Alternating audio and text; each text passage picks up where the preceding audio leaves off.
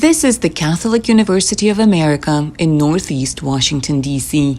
Russian student Liza Britova plans to come here in August if she can get her visa in time.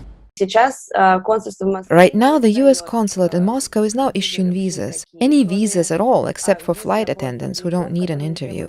And since student visas require an interview, you can't get a visa without one. Right now, we don't know when the interviews will resume. A student from Ukraine, Alexei Antonyuk, got admitted into Yale and is supposed to start in the fall. For him, the visa issue is also a crucial one. My visa interview was scheduled for July 8th, but in mid-June it was rescheduled because of the pandemic. New dates were opened starting from August 3rd, so I signed up for August 4th. Antonyuk is a Ukraine Global Scholars Program finalist, so he doesn't need to pay for his education in the US. The program helps talented students get scholarships in top US colleges. In 2020, there are only 31 such students. If they fail to get their visas in time, they will lose a total of $7 million in scholarship funds. No one has experienced a COVID pandemic before, so universities might review their decisions, allow students to keep the scholarships and try to reapply the following year. But past experience shows that if a student couldn't get a visa, he or she lost the funding. Another issue that is equally important for international students is the format of education. If universities will only have online classes, the students won't be granted a visa. That's the decision of the U.S. Immigration and Customs Enforcement. Before the student applies for a visa, they are issued what's called a Form I-20 from the school. They go to the U.S. Embassy with the Form I-20 to apply for the visa. So the latest announcement that you just referenced gives instructions to the institutions that are issuing these visa documents.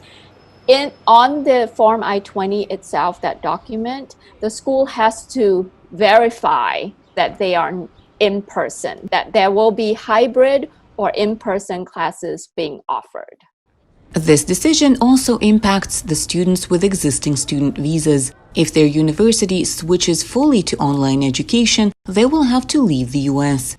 Harvard and MIT have already sued the Trump administration, disputing these new rules. Students also say it is more beneficial for them to take even online classes while remaining on campus as opposed to at home. Time difference affects studying a lot because classes start in the morning and some classes start in the evening. In Moscow, it's midnight or even 2 a.m., so that doesn't work for me. You need to take campus life into account. At Yale, it is a very important part of studying. If I need to talk to a professor in person, I can always do that if I live on or near campus.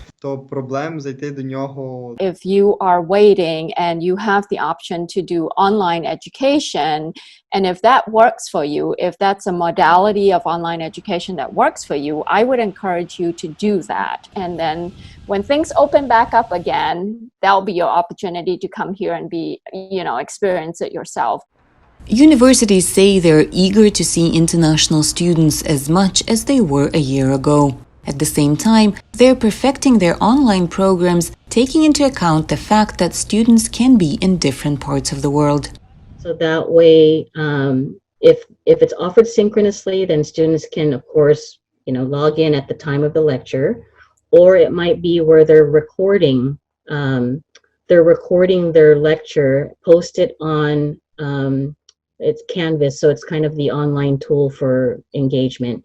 You'll have discussion forums, so a faculty member, rather than having, say, a live discussion, what they might do is pose a question or pose, an idea, and then students then are encouraged or asked to then respond, and then students then are asked to respond back.